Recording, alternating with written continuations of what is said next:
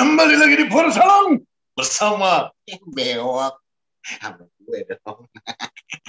Wok. Gak usah so lucu lu, kampret. Kemana aja lu, Wok?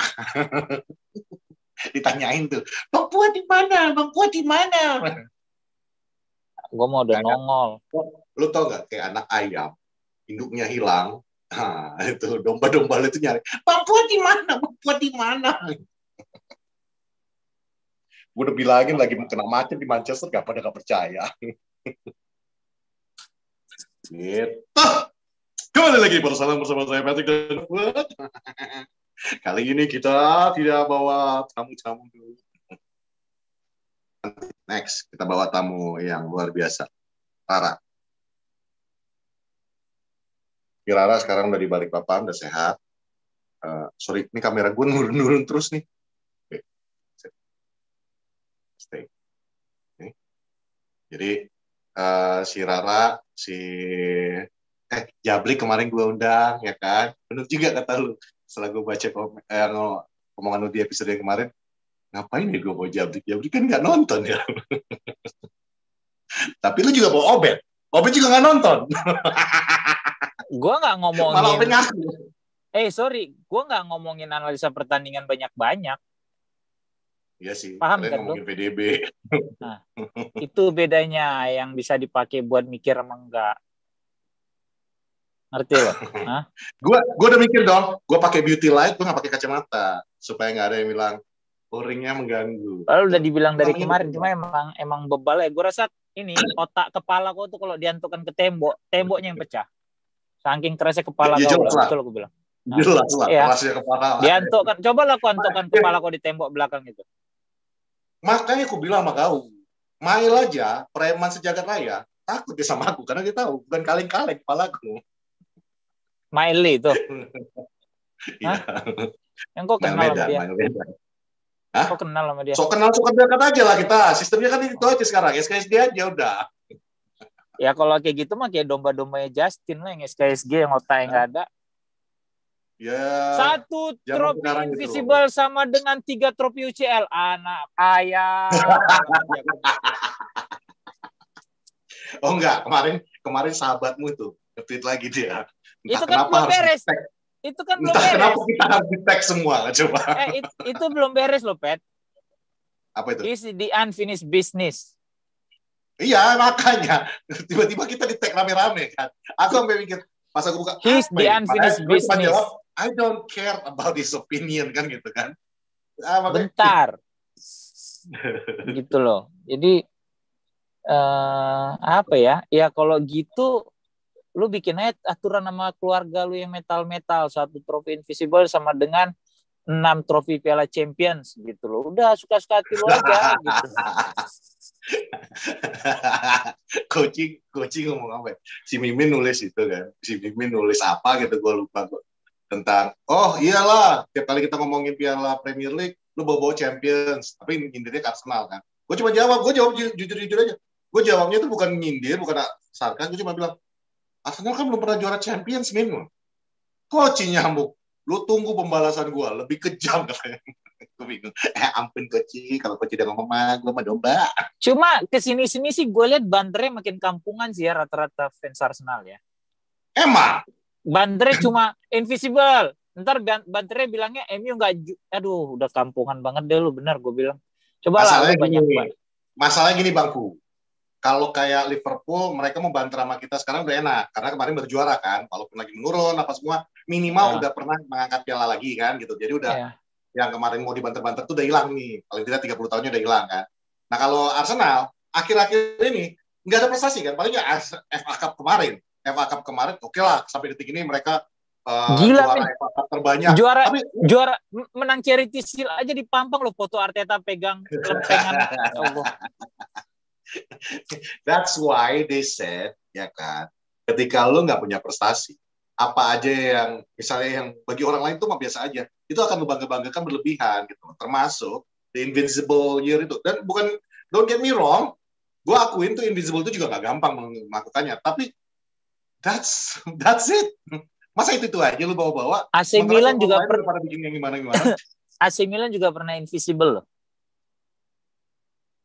Ya lu nggak tahu kan, lu emang otak lu nggak sampai kalau ke Serie A gitu. AC Milan pernah lo Invisible. 90-an tuh AC Milan lebih duluan Invisible. 90 apa 2000-an awal gue lupa lah. Pokoknya AC Milan 90-nya zamannya Capello kalau gue nggak salah ingat gitu. Itu kayaknya nggak ada fans AC Milan yang mengglorifikasi itu yang kayak pentol. Enggak, Jadi gue rasa karena mereka juara liga juga banyak, juara Champions juga udah pernah, jadi banyak ya yang itu dia gitu. Jadi maksud Nah, gue, kalau mereka kan nggak ada, itu maksudnya iya, Bang. banternya ini udah makin gak ada isi gitu loh. Ya, Kan lu bisa create something gitu ya, misalnya ya apalah gitu kan. Ini sampai yang lu banggakan United dikalahkan Spurs. Jadi berkata lu tidak mempunyai suatu kebanggaan, yang lu tonjolkan kebanggaan orang lain itu kan udah sehina-hinanya manusia gitu loh.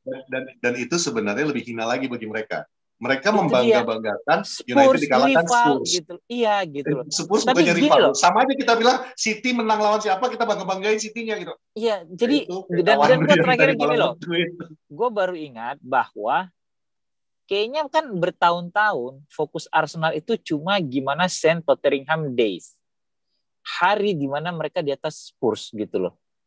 Itu tahun ke tahun loh. Jadi sebenarnya fenomena ini udah harus kita baca dari puluhan tahun yang lalu.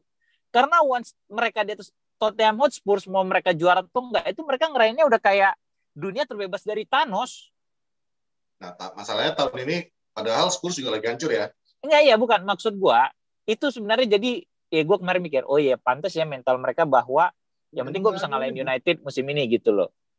Karena mental mereka juga sih, nggak kalah sama United. Oh iya, kalah iya, mereka ngalahin United gitu loh. Kan itu yang mereka kebanggakan. Jadi setelah gue pikir-pikir sambil berak gitu ya, kan gue kalau berak sering mikir tuh. Karena kan, iya, gue kalau berak tuh suka baca, terus mikir. Jadi yang kotor-kotor tuh kebuang tuh sama tai gue gitu kan. Jadi yang bersih, lebih jernih gue berpikir biasanya kalau berak gitu. Jadi gue pikir, oh ya pantas ya, toh mereka dari tahun ke tahun yang mereka banggakan si St. Tottenham Days itu, kalau gue nggak salah, St. Tottenham Day lah, apa whatsoever gitu. Emang mental mereka begitu gitu, nggak ngerti lagi gue. When you have no prestige, you only bring up what the one good thing you have, kan gitu. Tapi The Prestige itu bagus, gue suka si Christian Bale sama Hugh Jackman. Sama si siapa Scarlett Johansson, itu keren. Gue suka The Prestige. Twistnya ngeri. Jadi kalau lu suka film yang endingnya itu tiba-tiba plot twist yang benar-benar anjir kok bisa begini, you should watch Prestige. Menurut gue Prestige sulap-sulap yang Christian Bale sama Hugh Jackman gitu ya, yang mereka menemukan apa alat yang kayak dia kalau sulap kotak bisa hilang segala macam bla bla bla. Itu yang bareng sama Hugh Jackman bukan sih? Bengak kan gue bilang tadi Christian Bale sama Hugh Jackman. Masih aja penggaul bentar. Iya, yang antara dua pesulap ini kan bersaing kan. Yang Scarlett Johansson naksir sama Hugh Jackman tapi tidur juga sama si Christian Bale. Jadi for you Chano ya, you should watch The Prestige gitu loh. Dan kalau kalian yang nonton, kalian juga boleh nih komen. Ya bukan boleh emang, ya silakan komen gitu ya. Kira-kira film dengan plot twist terbaik itu apa? Kalau gue Seven. Avengers Endgame. Seven, ya tapi itu termasuk plot twist sih. Seven, kemudian Usual Suspect, kemudian itu Prestige gitu ya. Itu salah 3 film yang dengan plot twist terbaik lah. Gue lupa lagi apa aja gitu. Kalau TV serial sekarang ada satu. Lagi muter lagi sekarang. Tapi Mbak, ya kalau jadi salah satu jadi promo kita kan. Disney Plus yang sekarang ini kan Marvel MCU kan pindah ke sana semua. WandaVision itu plot twist abis, Pak. Gue belum nonton. Itu dia kalau misalnya kalau misalnya gue langganan sekarang gue bisa nonton. Bisa. Jadi dia memang udah jadi serial. Gini, maksud gua kalau lu ngikutin semua film MCU kan? Let me finish, Campret. Maksud gua tertarik nih untuk langganan Disney Hotstar gitu ya. Cuma kan ini kayaknya dia udah berapa? 4 episode ya kalau gua nggak salah. 6 episode. Nah, kalau gua langganan sekarang, apa gua bisa nonton dari episode pertama? Bisa. Dia sama kayak Netflix. Jadi semuanya tuh tersimpan. Oh gitu. Ya udah gua mau langganan. Dan wajib sih kalau lu yang pecinta Marvel Cinematic Universe. Dan ini kan masuk udah phase 4, phase 5 nih sekarang. Nah, phase 4-nya itu semua di MCU-nya ini, di Disney Plus ini. Pinter sih mereka cara marketingnya. Ini kan sekarang WandaVision udah selesai ini. Dan itu plot twist banget. Episode yang kemarin ini gue gak akan cerita karena lu belum nonton. Tapi itu plot twist banget. Lu bakal langsung what the hell? Yang pasti bang, sekedar just untuk lebih menarik buat lu untuk langganan Disney Plus. Lu tahu kan kabar bahwa Disney membeli semua X-Men dan dibalikin ke Disney kan? Termasuk Iya. Dan itu kan kan? emang itu udah lama isunya bahwa akan ada nanti X-Men di MCU gitu loh. Itu gue udah tahu gitu loh. Kemarin kalau yang di Age of Ultron, lu ingat nggak yang adiknya si Wanda mati kan? Yang nyelamatin. Oh iya Quicksilver. Ya. Kemarin Quicksilver balik dong. Iya, gue sempat lihat tuh itunya. Tapi Quicksilver-nya bukan yang dari MCU. Quicksilver-nya yang satu lagi. Yang dari Marvel ya? Dari X-Men. Coba gue nonton deh. Cakep. Dari X-Men ya. Lu harus langganan karena itu apa? Karena itu akan melanjutkan cerita dari Marvel yang Endgame. Disney Wanda itu memang betul-betul dan itu plot twist banget, itu gue puas banget. Episode 1-2 bingung katanya. Tapi makin kesini makin menjelaskan. Maret Winter Soldier sama Winter Soldier sama Falcon. Ya, gue lihat. Udah gitu Iron Wars juga bulan di April. Dan di Scarlett Johansson akan kembali sebagai Black Widow di bulan Mei. Gitu. Oh ini salah satu favorit gue film plot twist itu Fight Club. Siapa? Itu plot twist lagi, itu memang udah sakit jiwa. Yang belum nonton Fight Club, lu wajib nonton karena itu culture apa sih namanya? Cult movie. That is the one movie. Lu sama aja kayak kalau orang bilang, lu udah nonton Forrest Gump nggak? Sama aja, Fight Club you have to watch. Fight Club, terus Identity juga bagus. Identity juga coba anjing grupnya begini endingnya. Oh iya, Identity ya. John Cusack yang 9 orang di hujan-hujan di hotel bunuh segala macam, sementara akhirnya pembunuhnya udah ketangkap. Sama Gone Girl juga keren. Apa satu lagi? Gone Girl si Ben Affleck sama siapa? Ben Affleck sama ini dia cewek ini Rosamund Pike. Oh iya. Itu juga keren.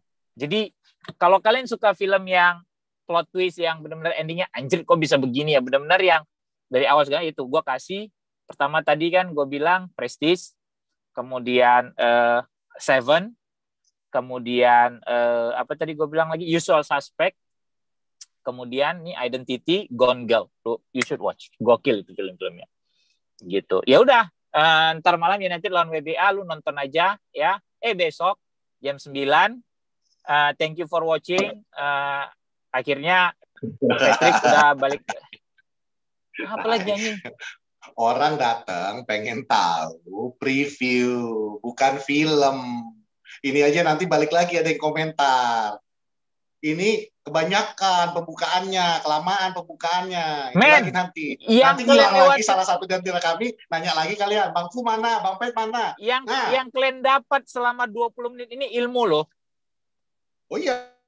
Gimana cara tadi ngebanter, kemudian gimana film-film yang bagus yang sama Inception juga oke, cuma Inception berat banget asli, capek gue nonton Inception kalau lu nggak biasa kuat nonton film-film kayak gitu, mendingan nggak, itu film bagus tapi nggak terlalu rekomend. Kenapa? Karena itu benar-benar using your brain banget, lu harus ngikutinnya itu sampai fans Arsenal nggak bisa tuh nonton Inception, nggak bisa karena mereka dongo. Fans Arsenal nggak bisa.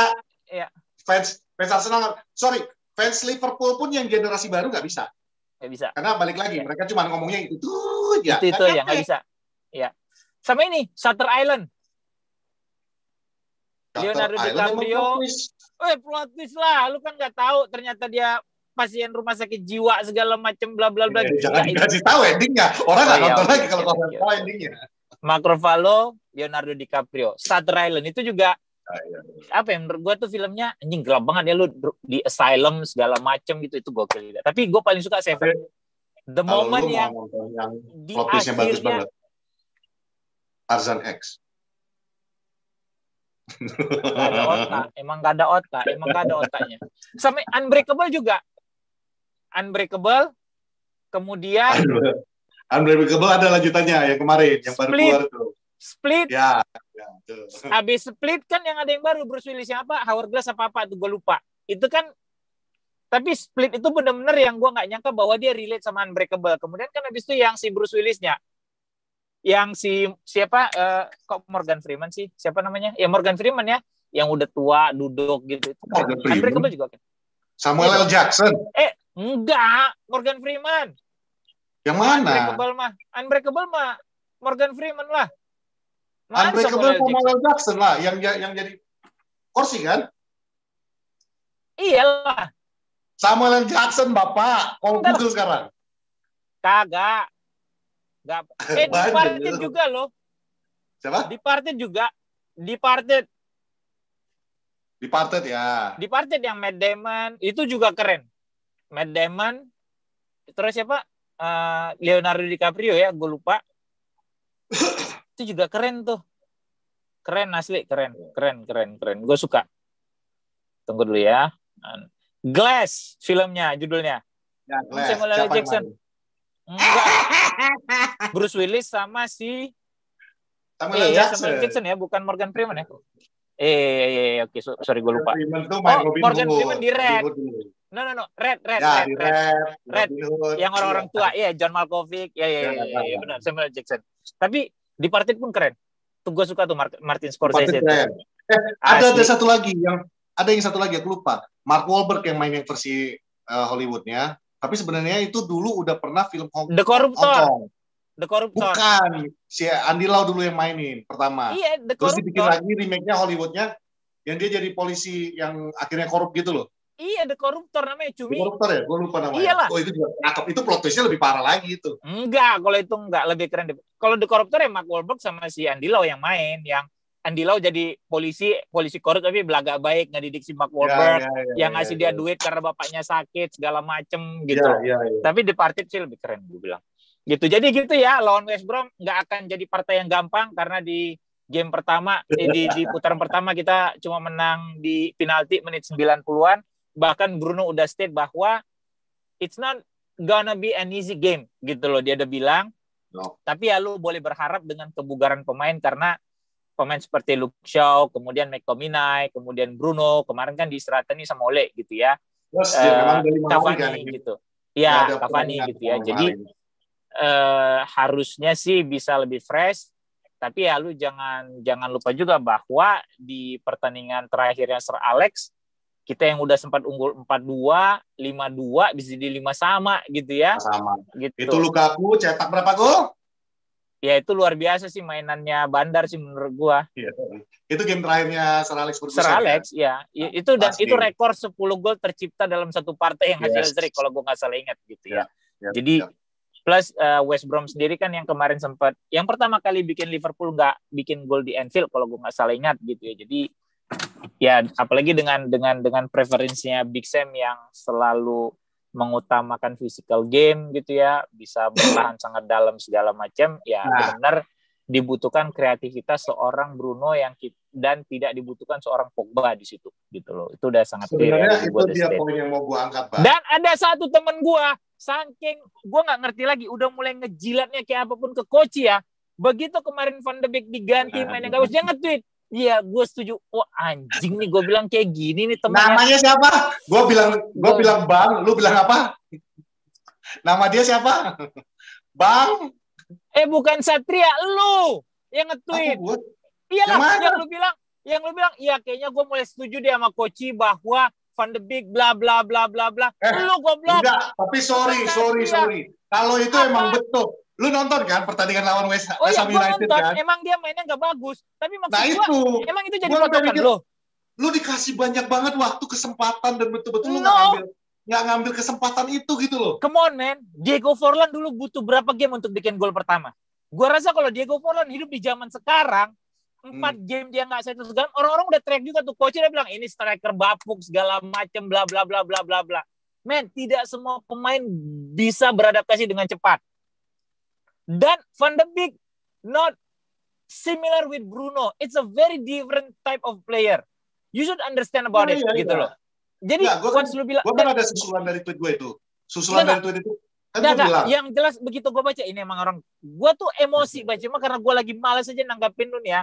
Ya udahlah, gue pikir nih emang orang otaknya udah nggak sampai juga gitu loh. Bisa-bisanya lu.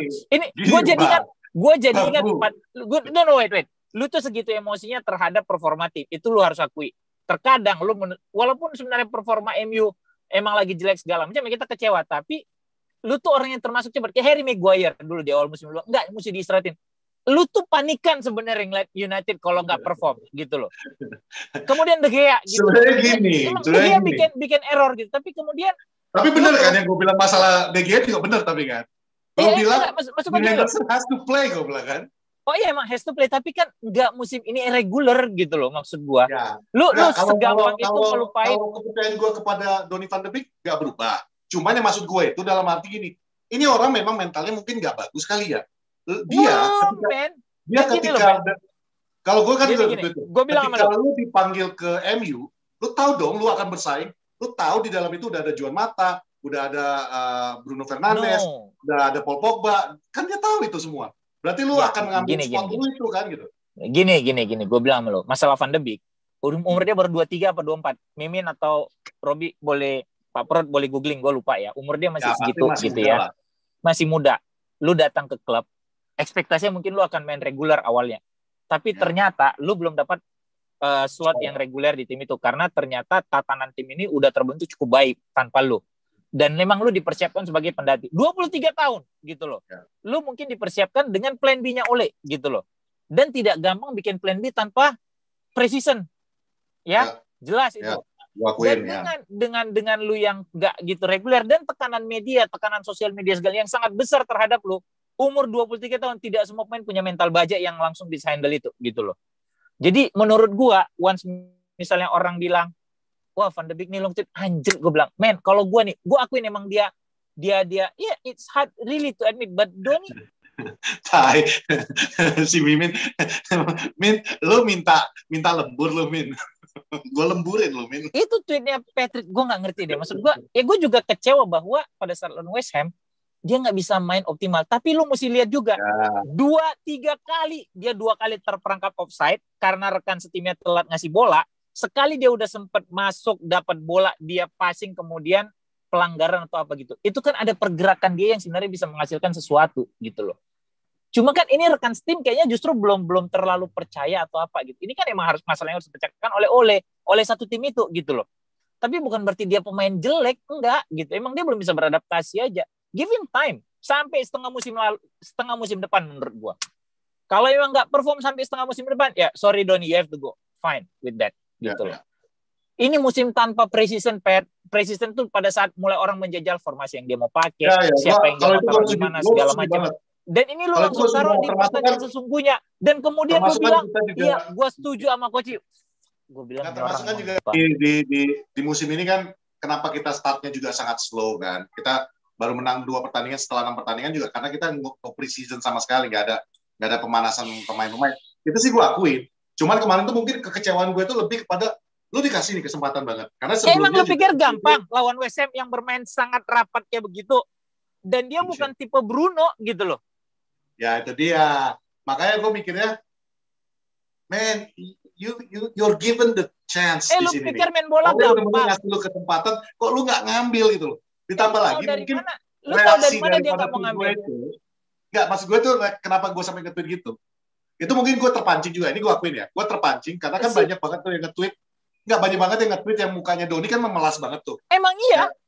Nah, emang iya. Gue akuin. Memelas banget. Gue terpancingnya bukan kepada mengatakan Donny nggak baik. Tapi gue lebih ngeliat, lu mentalnya nggak ada kali ya. Sampai segini lu membenarkan gitu. Kata-kata seorang Coach Justin bahwa dia sampah. Lu orang yang sama gue selama setengah musim ini begitu komik bahwa give him time. Gue tinggal 3 minggu. Tapi setidaknya ketika si Ramot nyuruh lu untuk dancing Pogba, gue nggak ngerespon kan. Padahal dalam hati gue cuma tinggalin 3 episode, 3 atau 4 episode gue tinggalin. Man, you suddenly change. Gue baca itu gue mau muntah bener gue bilang. Gue nggak sangka orang yang gue pikir my best friend yang opininya sama emang sampah aja udah nih orang, gue bilang gitu. Jadi udah lawan West Brom, gue sih yakin menang. Walaupun itu bukan pertandingan yang gampang, ya. Masalah line up balik. Lu udah lihat betapa Shaw sangat diperlukan di sisi kiri. Dan ini akan di counter habis-habisan nih oleh Sam Allardyce. Believe it or not, gitu loh. Ya, tinggal kita lihat gimana Bruno kembali bermain tanpa Pogba yang kalau gue bilang enak banget mainnya. Beberapa bilang, ya itu kan Bruno jadi turun ke bawah. Cumi, justru tanpa Pogba begitulah Bruno main. Dia turun ke bawah, jemput bola, kasih long range pass, buka ruang buat temennya, ngasih bola buat temennya yang buka ruang. Justru itu kelebihannya Bruno gitu.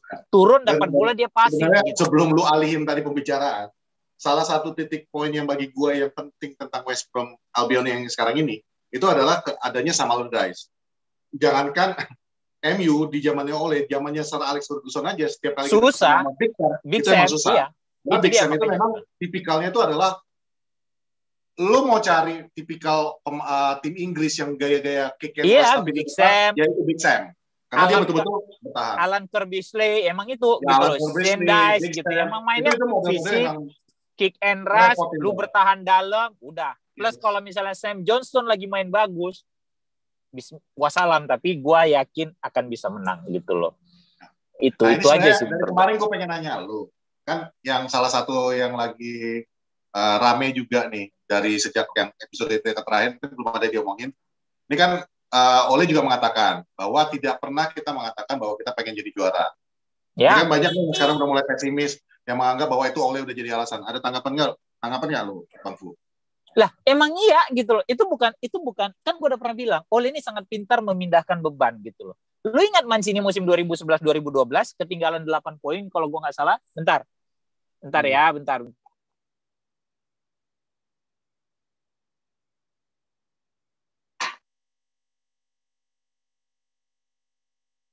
Buat pakai baju kuning, ya kan?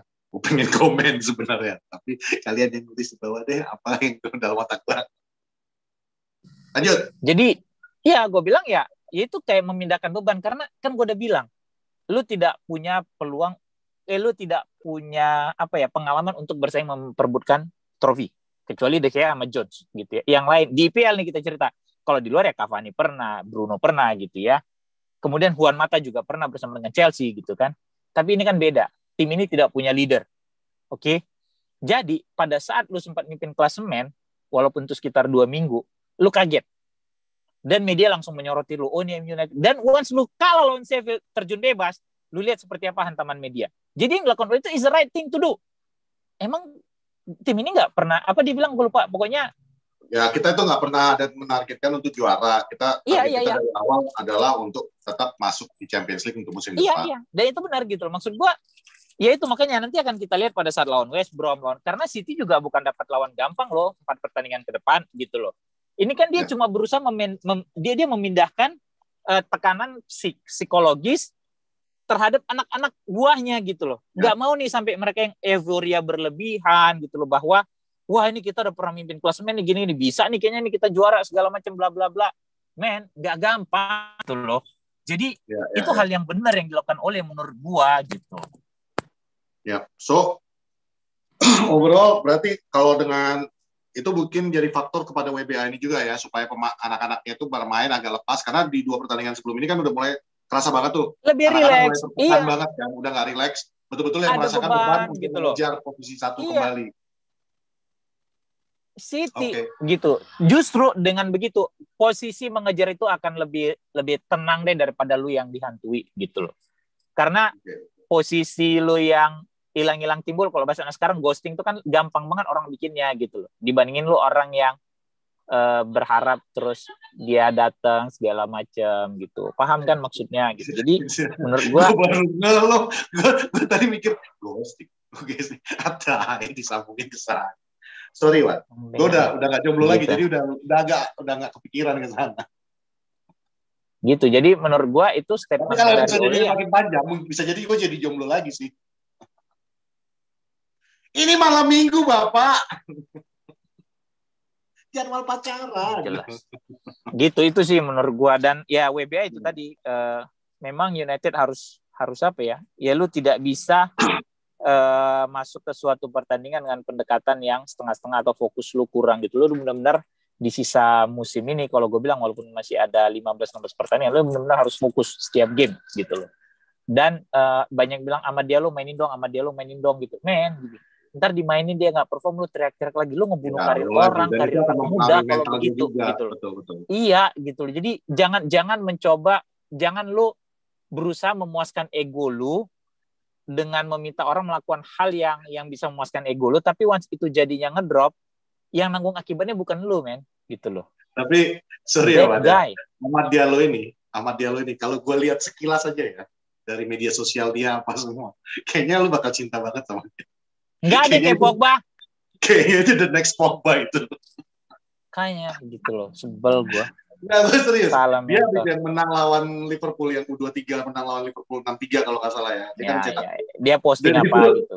Begitu gue lihat media sosial dia, postingan highlight dirinya sendiri yang semuanya, gue ngelihatnya, ini mah Pogba reincarnated ini. Gawat. Ini Pogba berikutnya ini. Kalau lawan West Brom, ya mungkin lu nggak suka dengar ya, tapi gue lebih berharap memang ya, bukan, mungkin Ole akan memainkan ya Rashford, Martial, sama Greenwood. Menurut gue. Mungkin Cavani akan masuk. Ntar kau bilang lagi aku ini ikut-ikutan, ngejilat Mang Ujang lagi kau bilang. Apa? Tapi kalau aku jujur ya, kalau bisa Mas Rizal udah dah istirahat dulu dah Mas Rizal. Gue itu satu lagi tuh pemain yang akhir-akhir ini gue gedek banget. Oh iya, gue juga gede. Lu bayangin dong, lu bayangin gini ya, risikonya kalau lu mainin Cavani dari menit awal, yang belum terbiasa dengan permainan fisik pemain-pemain Inggris, ya, tiba-tiba apa kena. Kan. Iya, kalau gue rasa ya, risiko cederanya tinggi banget. Iya, take it or leave it gitu loh. Mungkin gak enak denger ya, tapi ya, semoga Martial bisa bermain lebih bagus gitu ya, gitu karena mau nggak mau ya emang cuma itu opsi yang lu punya kan gitu loh. Kalau nggak, ya udah lu mainin aja 4-4-2 Diamond dengan Donny van de Beek, McTominay, Fred, Bruno, lu taruh tuh Rashford atau sama Greenwood. Oke, lu simpan Martial gitu loh. Tapi kalau lu main 4-2-3-1, gua rasa Martial akan dia main. Mungkin ya.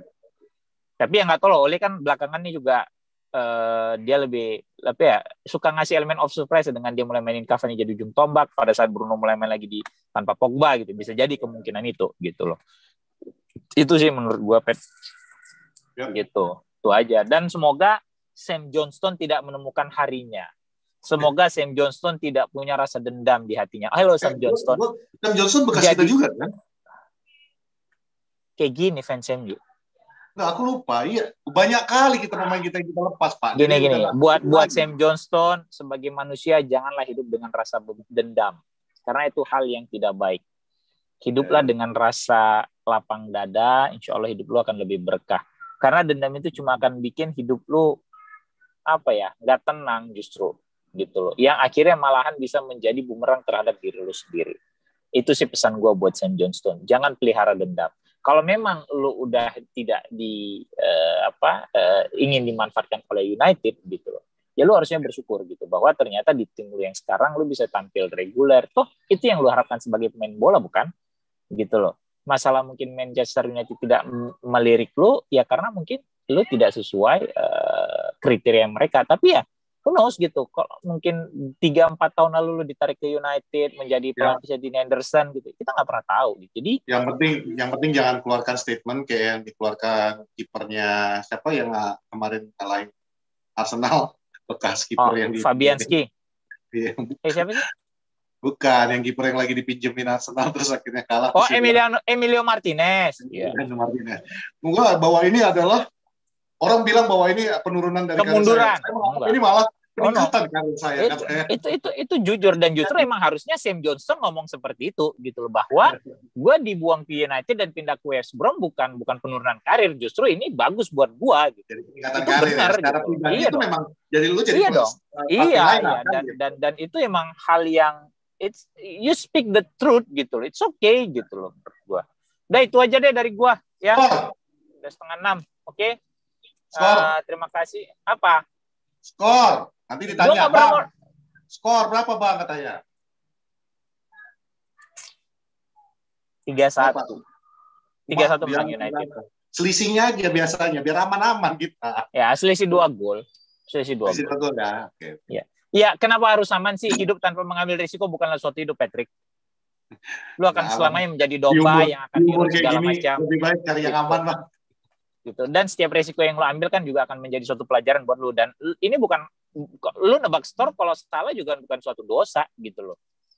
Gitu. Ya, itu kan suatu hal yang tidak pasti. Gitu. Jangan nonton Poros Salang untuk pasang taruhan, janganlah ya.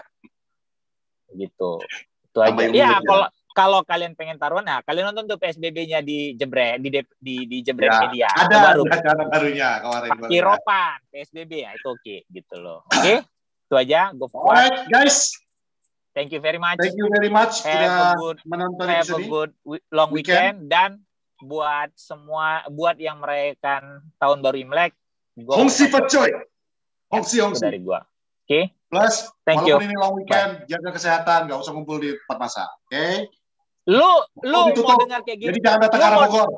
Lu mau dengar kayak gitu dari orang yang datang ke kawinan orang, foto-foto nggak pakai masker, nongkrong duduk di ketuk. Lu mau dengar kayak gitu? Halo, yang nonton Poros Salang. Hah? Yang nongkrong di mana gitu, nggak pakai masker. Lu mau dengar kayak gitu? Udah Satria tuh paling bener lah. Cesar kalau lu nonton, jangan. Lu mending ganti panutan deh. Sar, salam sama Bapak. Kalau gue yang bilang masih masuk akal gitu loh. Lu pokoknya jangan ngumpul-ngumpul, selalu gunakan masker. Lu mau dengar nasihat dari dia? Yang mana tiap Sabtu tuh main bola. Main bola itu gue tahu temen gue siapa aja gue bisa screening. Tidak ada satu orang pun orang luar yang main di depan. Paham ya? Oke. Ya udah. Okay. Dadah. Alright. Bye.